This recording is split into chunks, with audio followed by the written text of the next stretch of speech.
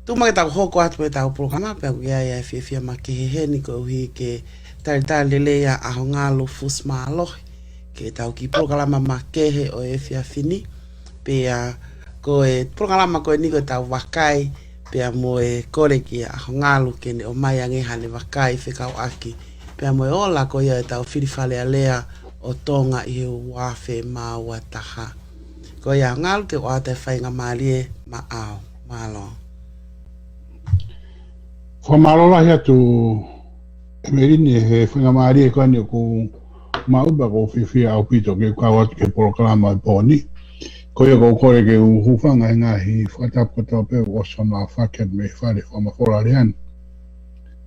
Ko whiwhia au pito pe i he kawat koni ki he proklama poni pe a mo e o tau te whito ni pe a mo e hola ko ia o whiri na te osi i tonga. Ka ki mua ia, ko whitala no atu pe i he fuawhatongia koe a media i tonga. Ka uhi ke te au na e tai whiunga a pito. Pea kai ke lava he kau... Ia ki nau tolu koe o nau fuawhatongia ke a whatongia koe whaiongongo. O whaiho nau whatongia te whito. Ko hono tuwange mai o ngongo i he taimi o kuke i o ngongo ai. Koe kuahiri, koe mau ngau e te whita na e whai he reti o tonga he taimi na e whai e whiri. Koe takitaha o nofo i he whaianga, i he whitu koe o whai ai lau koe ni koe e whiri. Pea koe ne tuai peho no tuwange ai ola koe ngā he whaianga whiri koe ni, ai ni o ku lau ai whiri. Pea tuwange mai koe ai ola koe ia, mahino pe ia koe unofficial. Ka koe uraki tuwange mai ko ia, ku mau tuwange ai pe mator he rei tio atai pe ko ia. Pea e whai pe he rewa ai ngā wehe ko ngā te whito e whai o ngongo ke ne tuwange mai o ngongo he taimu hoko ai, ka owa tari o se a hoa whiha pe ko e hange koe ni ka mea na hoko ane po o toki tala ko fuoroa po uri Amerikani. Pea mei taim te tau be i tonga, koe alu e ke tua pōpea toki tala ai. Pa koe tala wha official oia. Koe whakatutama ke whahinga toloi peheni nai whai ane po. O kune whakatupa e hu ke kakai o whanua. Kune whakatupu e ia ai tālanga ia te lava ke lahi ane. Aia, ko whainga tu ke tau whailongaki i he uraki he ura ki fuawhatongi a ki mua pia tau toki lau ki ola koe whiri. Nai kai ke lava i he ongo le tio na tau whanonga atu kai ki tonga, a ia koe le tio tonga pia mo le tio wal whitpoinima. O whai honau whatongi a te whito koe whai ongongo. Pia koe mahalo nai whai ha whemahino a kia ai komson whiri pia mo e le tio tonga, he ko ui ko le tio tonga whoki, koe konga ia, koe potngau ia e pureanga, neongo koe poati. Pia mahalo whoki o ku partner ai le tio tonga ia pia mo le tio a Makamolina, Valfit Poinima. Pia iko ai pia o si i mo ua ai pia mo e le tio ia Valfit Poinima, i whaangongo ko ia ki he komisiona whiri, ke toki ui official ai whiri ko wholoi pōri. Ka ka taimi ka nei whatutama, ka hai taimi ka nei ui e ka whiri ko wholoi pōri, o si ilo e tonga nia o la. Aia ko ha, o kai riwa ke te ui e ko ongo, o ui e ko historia. He ka ui ko wholoha no ilo e tonga nia ai o la, neongo e ni unofficial, pe neongo ai kai ke kakato ai ngai ufika, ka koe ora ia na os mahino peia. Na os mahino peia umau e te wita bloka a tongata pura ki mau e tongata ping fasi a tongata pua pea lere ai peia o a umau e ki he niwa taha fitu. Marako niwa taha fitu na tuai taha, ka neongo ia. Na es fuoloha no ilo e tonga nia ai ola. I taimi nai toki whamawhora wha officiari mai ko wholoa ko tu o pō i tonga ofi tua boy tonga kai foroa ma ko ua ia I pe ko tolu american pe ko fi highlight pe fe me ko ia ke tau ilo ko hika te fai mo ha firi pe fai mo na fa dongia fa ngongo kono tu fak mai ngongo he tai mo hoko ai ka o tari ke te hoko ai ngongo ko ia ko historia pe te tuanga mai ko foroa poli pe ko a hota ko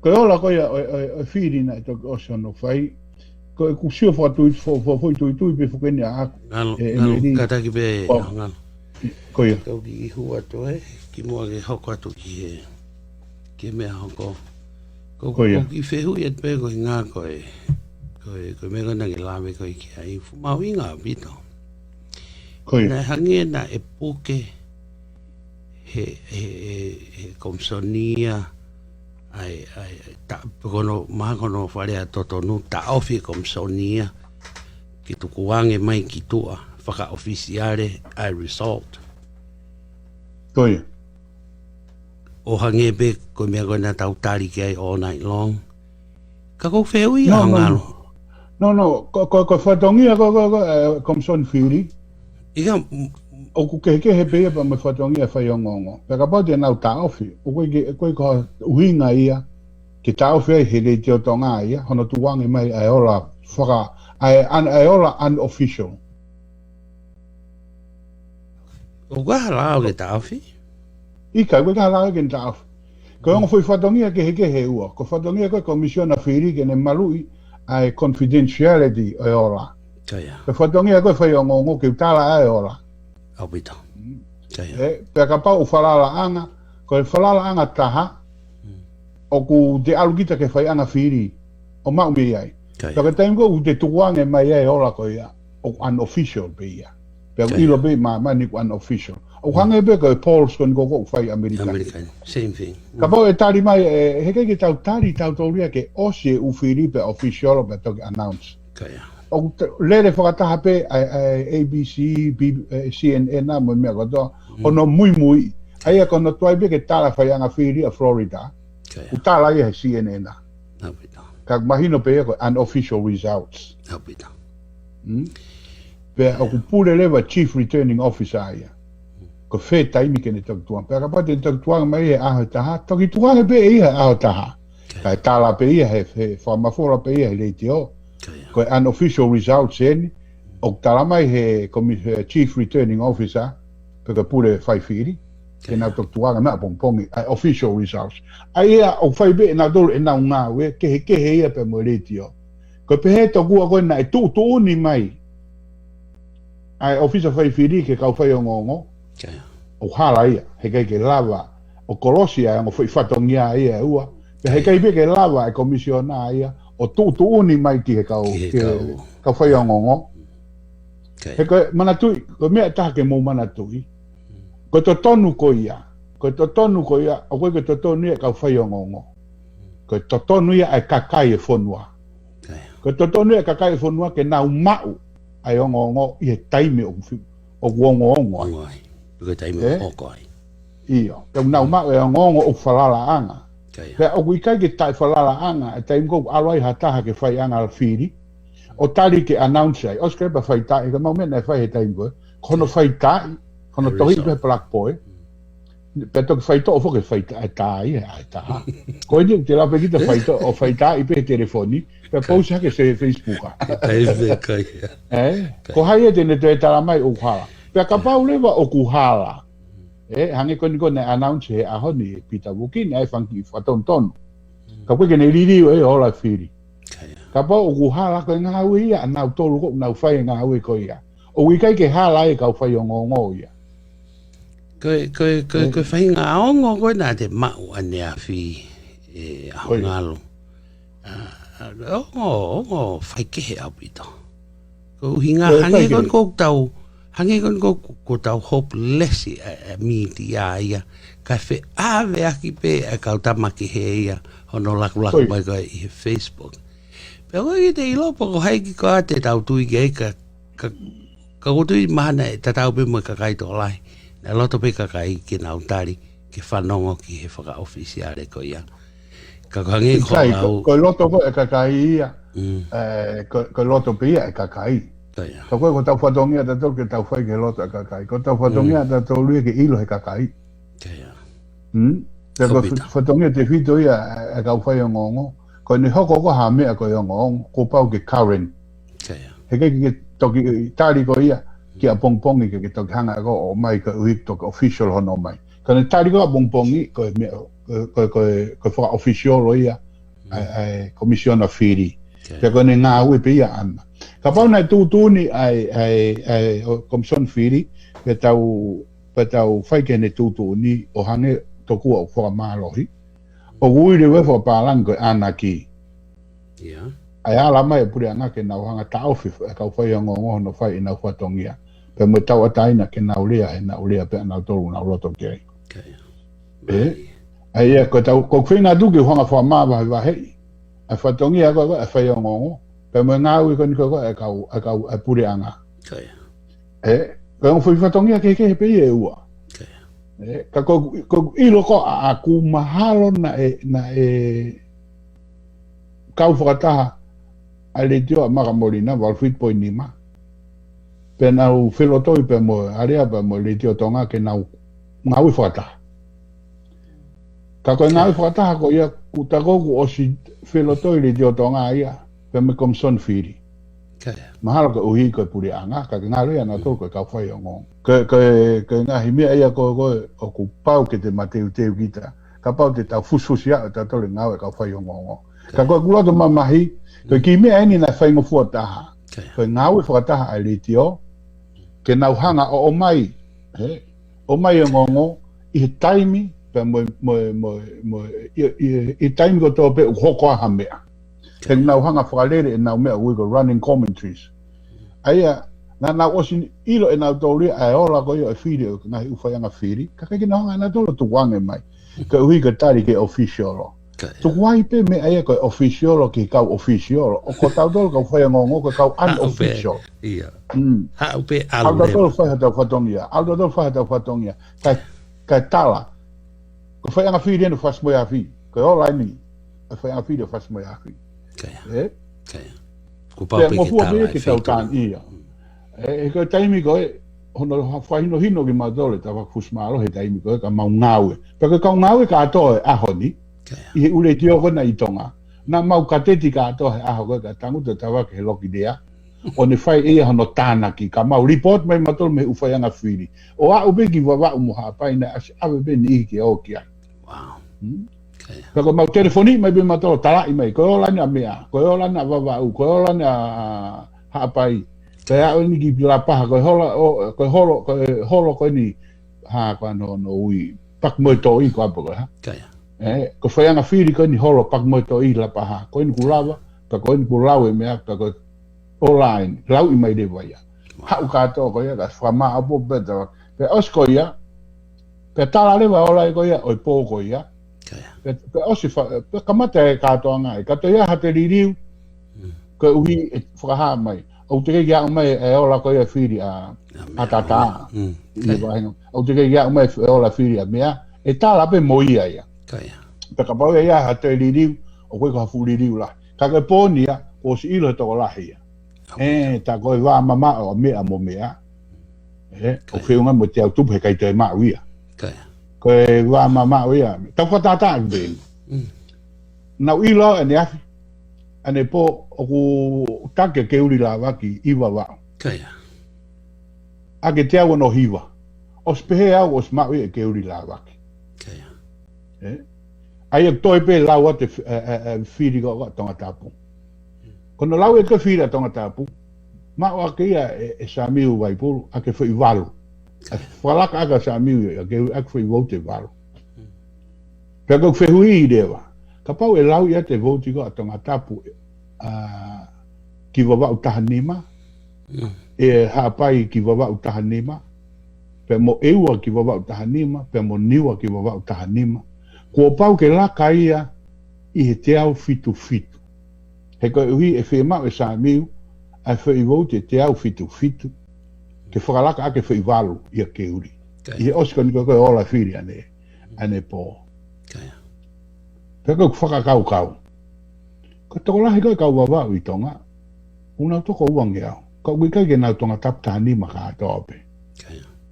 Pe ka paulewa na te au. Ke nau wawau tani maka toa. Iyo. Pe ke nau wawau tani maka atoa. Pe ka paulewa o ku laka sa miu ia keuri ake whai walu. Ko pau ke te au fitu a whai kehe. Aia tau pehe in a worst case scenario na ia hakau whiri a keuri ia tom whāpaea ia hai fo ai ku harisi mo hai o kandidate ua ke ko pau ke tāna ke atu ke te au fitu aia ke kau whiri a keuri a tom whā mo hai fua ko pau ke tāna ke atu mo ia ke te au fitu aia al hake rewa ai kau wawa uen ko I tonga tapu, I hapai, I eua pa moongo niua. Ko pau ke tānaka hake ia, pe toki tānaka dewa kia te au fitu. Aia ke te au fitu ko ia. Te au fitu ko te au no hiva. Ia, te au fitu. Aia ke te au fitu ko ia. Ko pau ke tānaka on top. Oe whiri ko ni, nai whai ki a taumu whāmo mea. Pe alhaka leo tau fitu tau pe alhaka wange au ke tau ngea. Pe kau whiwhiri, o toko lahi pe he ai kau wawau mei tonga, mei wawau tahanima o nau nofo I tonga tapu, I hapai, I eua pe moniua. So? Ko lahi leo whiwhiri ia. Te tau whiwhiri pe he whoke kau hina, koe ke lau I mai, o koe ke lau I mai, a whiri a ola ka a niua. Ko ke lau I mai ola ko whiri a mea. Wawau. Ko ke lau I mai whiri ko tonga tapu. Ki wawau tahanima. Ke unga ke tau ilo. Ka nau tari ko ke lau I whakaluku fua mai ko whoroi pōri. Ka mata leo ke whai longo ai. Ka koutu iau e lere longo ai a koe ni. I he uhinga pe ka kai ke whai he kau whai o ngonga tonga ko nau whatongia te whito. O koe ko tauhanga ta tolo tala koe e kau whai whiri. Na nau whai pena tole nau ngawe. Ko whatongi e nia tau tolo kau whai o ngongo. Ta ko mea panga. Na kei ke slava ai kau tama koe ni o sio loloto. Ke nau ilo. Ai whai mau kon te nau whai kapa te nau whai ki tūtoni ke kore a pita wuki. He kou whika ben mahana e kore pita wuki. He kou ilo e ke lava pita wuki. He ke lava pita wuki o tūtoni atka nau tolo. Ko ha ne whelawi ana pa mga he uleti o. Pe matau ataina e media. Ka kono ko mea mahu inga taha. Ke tau mana tui. Ko te tonu ko ke mau e uongongo ni. Ko te tonu e kakai whonua. Ka kapoleo ko ke tau lau e tau leo whae tau whatongia. Ka tau mawahe me iai ka. Ka o maha kakai ke te nau lawa na tau whae whatongia. Ka whatongia ki kakai whonua. Ko tau mai tau o whae te iriha ai. Ka mo whae ake tau sio a tau tau. Ko mea koe na e ngari ke he a hangalu tata te whito ki mautolu mo e toko lahi. O kai ke mahino I au koe hā mea ne I kai ke tuku mai he mitia kai tuku mai he kakai ke he. How did they get the information? O ka pau na e kore a komisiona whili ke keep it ka oreva ke toki whakaofisiare. But then why? Ko au mai ai o la ia o lere ta kai holo he Facebook. Ain ko tala atu mana tu e ufai ana whiri. O tu e ka kai tua. Ka e be whakufonga toko taha kotoa. O ne hiki e ia ola whiri. Ka ne osi pe ko hono lau e whiri. Tau be he whai ana whiri ko a whasi mai a whiri. Ne whai ke holo in lani ko a whasi. Ka ne osi pe ko a nima, a wha. Ka ne osi pe wha. Ko lau raki o whai ai. Ai ka kau ngawe ka ni ko kau returning, ai ko kau returning officers ia. Pa me kau polisi, e le o pe kau polisi ka nau lau. Ko ospe nau lau ko ia, nau tohi he plak poe, pa nau whamafora pe nau tolo. Announce pe ia iai. Ai ka nau announce ko ia, osi whakalao ia ke ala mai le teo tonga ia, o kaila mai. Ko whai a whira whasmai a whira ko ene o stala mai. Pena pe fuoroa. Pe toki taki taha no volewa mone pe patari ia ke avea ki e fuiseti. Kai ika koe ke ave ke fuiseti unga ave whiri ia ki mea. Ki whaianga whiri lahi.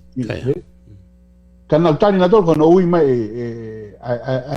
whaianga whiri hoko peko la paha. Peko vaini.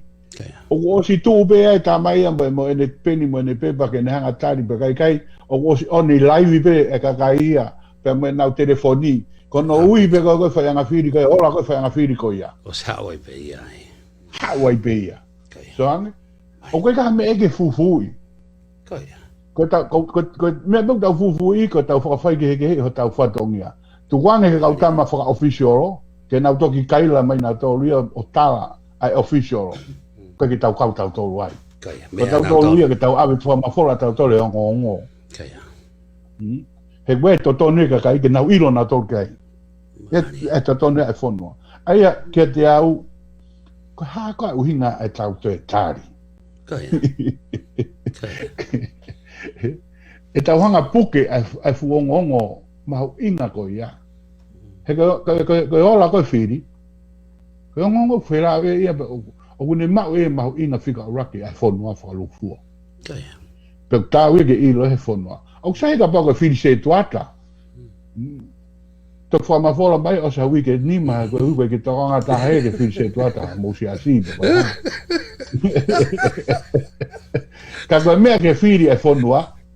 Ta he ka ni fa no mai fonua fa lufua. Wow. Mahalo na pehe ka ngali ti o to nga ia. Ko fili se tuata. Ko mahalo pe mahalo unga foko una kiri motua foke una motua pe mahalo na una pe na to na firi se tua na na usiasi sai pe ka tala wika hau